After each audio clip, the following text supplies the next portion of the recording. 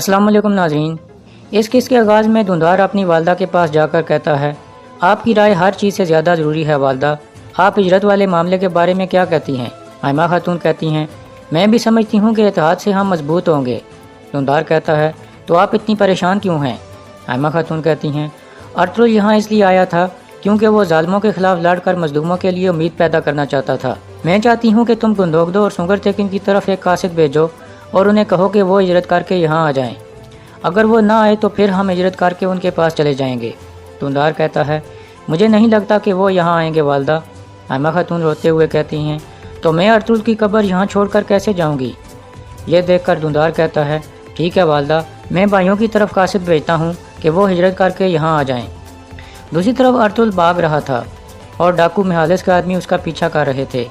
ایک جگہ ارطغرل چھپ جاتا ہے۔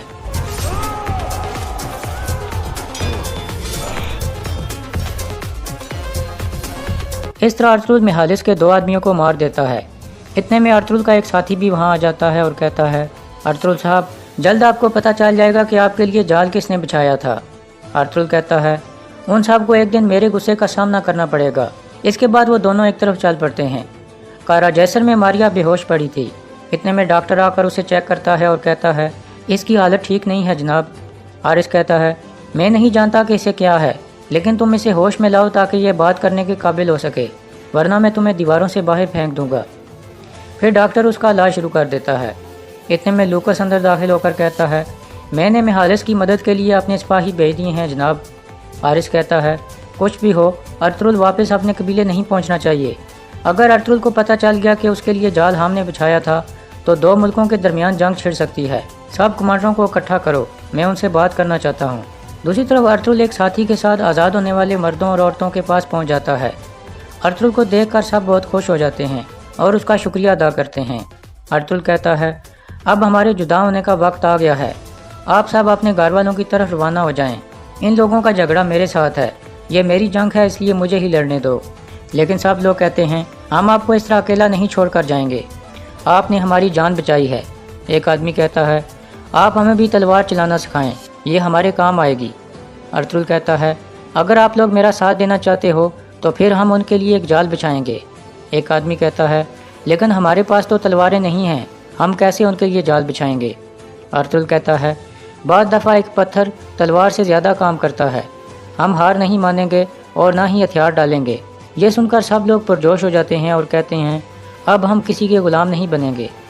دوسری طرف ہنلی بازار میں گوختو اندر آ کر سعد الدین کو بتاتا ہے کہ دھندار آپ سے ملنے کے لیے آ رہا ہے۔ سعد الدین کہتا ہے، اس کا مطلب ہے اس نے اپنے لوگوں کو بازار بیچنے کے لیے منا لیا ہے، تم فوراً بہادر صاحب کو پیغام بھجوا کر یہاں بلوا لو، میں اسے دھندار سے ملوانا چاہتا ہوں۔ دوسری طرف ایک آدمی آ کر محالس کو بتاتا ہے کہ ان کے نشان مل گئے ہیں، ارطغرل اکیلا نہیں ہے۔ محالس کہتا ہے، وہ ضرور ان غلاموں کے پاس گیا ہوگا، آپ سب یہ جان لو کہ ہم ایک بہترین ترک جنگجو کے پیچھے ہیں، آپ جلدی چلو۔ پھر وہ سب وہاں سے چل پڑتے ہیں۔ کائی قبیلے میں حائمہ خاتون حلیمہ کو پریشان دیکھ کر کہتی ہیں، مجھے اپنے دل کی بات بتاؤ حلیمہ۔ حلیمہ کہتی ہے، ہم ارطغرل کے مقصد کو چھوڑ کر کیسے یہاں سے جا سکتے ہیں؟ حائمہ خاتون کہتی ہیں، دھندار سلیمان شاہ اور ارطغرل جیسا نہیں ہے، وہ بہت کم عمر ہے، وہ اس طرح کی صورتحال برداشت نہیں کر سکتا، لیکن میں نے دھندار کو کہا ہے کہ وہ اپنے بھائیوں کی طرف پیغام بھیجے کہ وہ ہجرت کر کے یہاں آ جائیں۔ حلیمہ کہتی ہے، آپ یہ توقع کیسے کر سکتی ہیں والدہ کہ وہ کئی سالوں پرانا گھر چھوڑ کر یہاں آ جائیں گے؟ حائمہ خاتون کہتی ہیں، یہ ہم بعد میں دیکھ لیں گے، ابھی ہمیں جاودار قبیلے میں اسنان کے پاس جانا چاہیے، اسے ہماری ضرورت ہے۔ دوسری طرف ارطغرل نے اپنے ساتھیوں کو ہتھیار بنانا سکھا دیا تھا اور وہ سب لکڑی اور پتھر کی مدد سے اپنے لیے ہتھیار بنا رہے تھے۔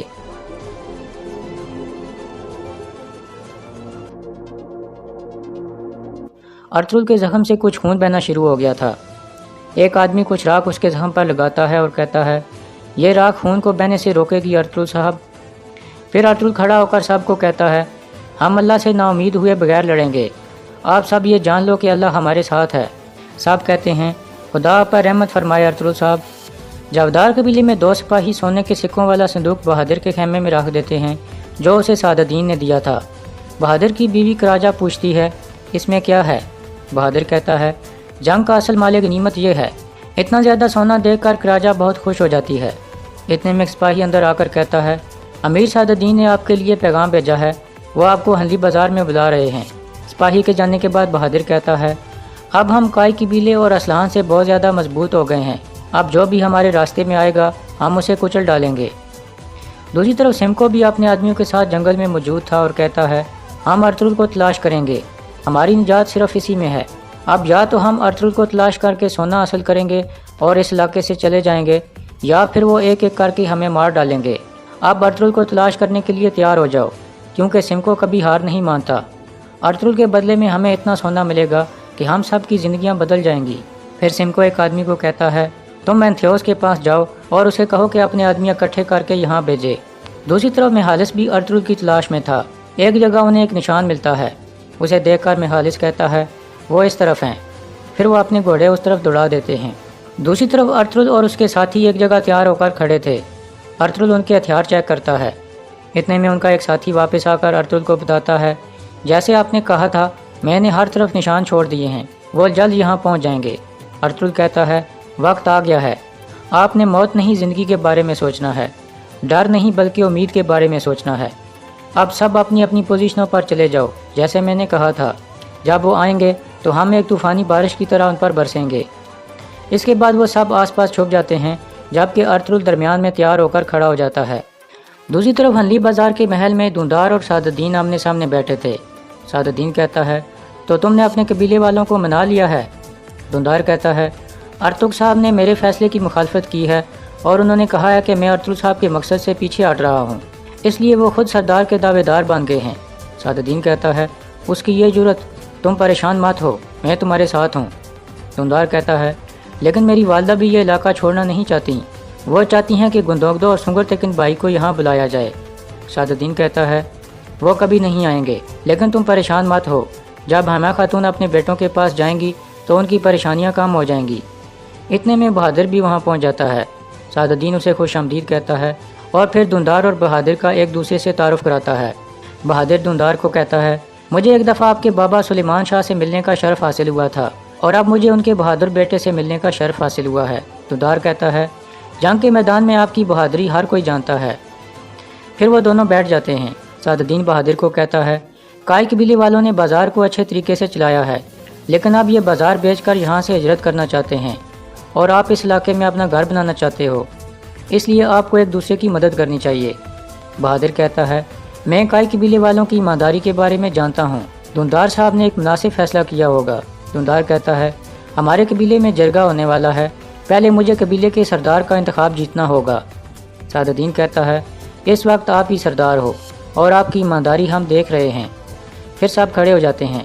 بہادر کہتا ہے میں یہ بازار خریدنے کے لیے تیار ہوں اور اس بازار کی ایک حقدار قیمت آپ کو ادا کروں گا۔ دوندار کہتا ہے اگر میں سردار منتخب ہو گیا تو یہ بازار آپ کا ہوگا۔ اس کے بعد دوندار اجازت لے کر وہاں سے چلا جاتا ہے۔ پھر بہادر بھی چلا جاتا ہے۔ اس کے جانے کے بعد سعد الدین کوکتو کو کہتا ہے حارث کو پیغام بھیجو کہ بہادر اور دوندار رضامند ہو گئے ہیں۔ دوسری طرف میہالس اور اس کے آدمی ارطغرل کے سامنے پہنچ گئے تھے۔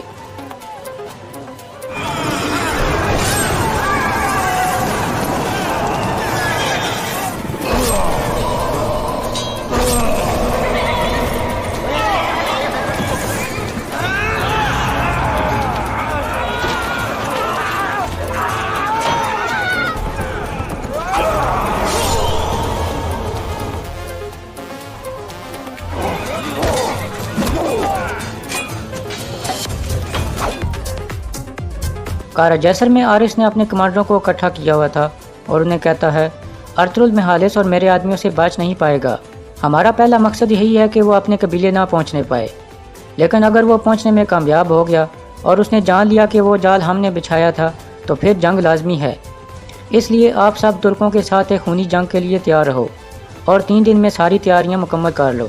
دوسری طرف لڑائی جاری تھی۔